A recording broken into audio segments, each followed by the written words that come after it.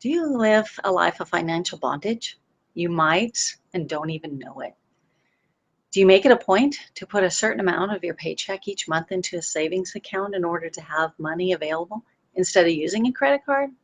If you use a credit card multiple times a month for everyday items that you need and want, do you pay the balance off each month, or do you accumulate interest fees that slows the payment, the balance slows the balance off of paying it off? Are you aware of what your interest rate is for your credit cards? Do you know what day of the month that your monthly statement rolls over and the interest is charged?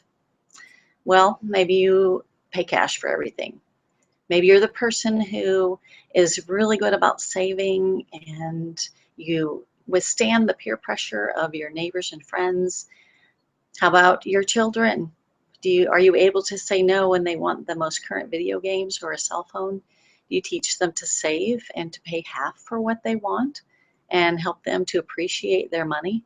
When you pay cash for everything, you can honestly say the amount you pay each month is still what that cost months down the road because no interest was built up and paid. The only problem with paying cash for everything is the person will not build their credit.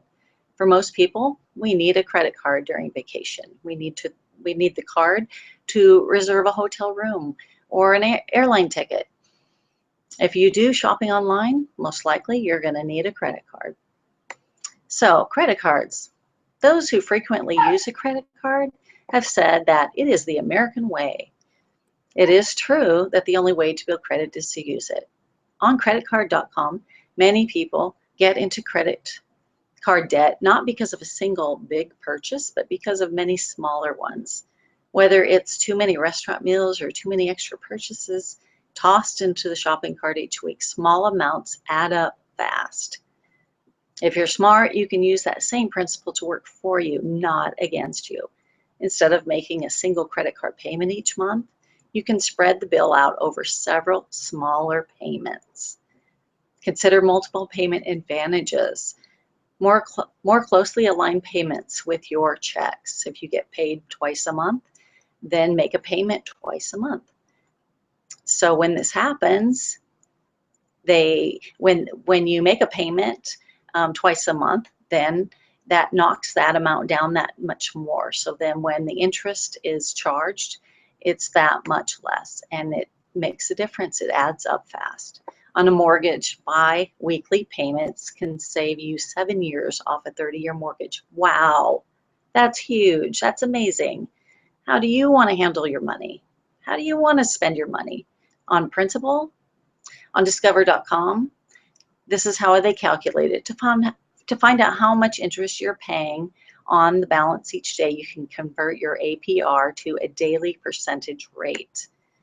To do so, divide your APR by 365 days.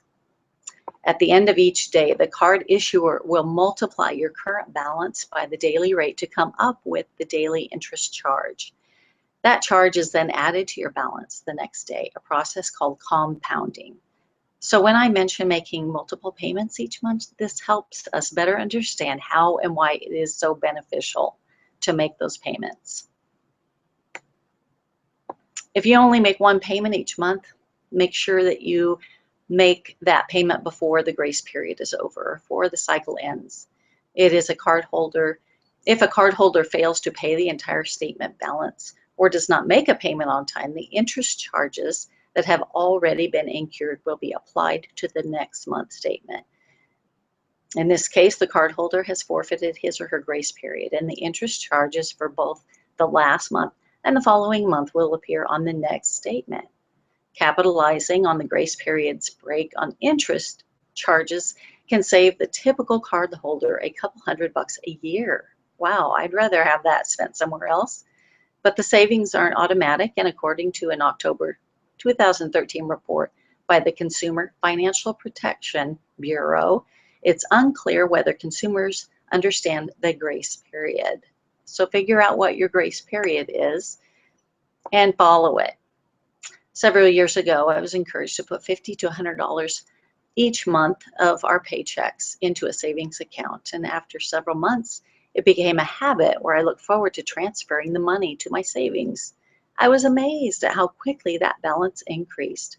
Before we realized it, that balance had risen to $2,000. At that time, we needed to replace a part on our car that cost $1,200.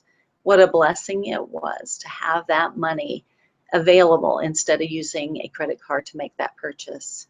It is a very empowering feeling. Daily, smart choices we make often require an awareness. Everyone deserves to be in charge of their money that they earn, not the bank or the creditor.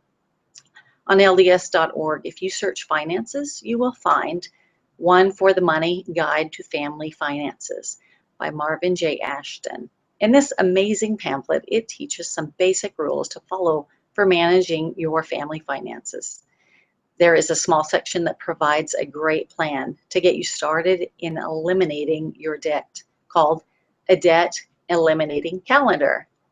If you're like me and need a visual, they provide a worksheet to help you list your monthly and annual bills and show you where to begin in what may be a very overwhelming task.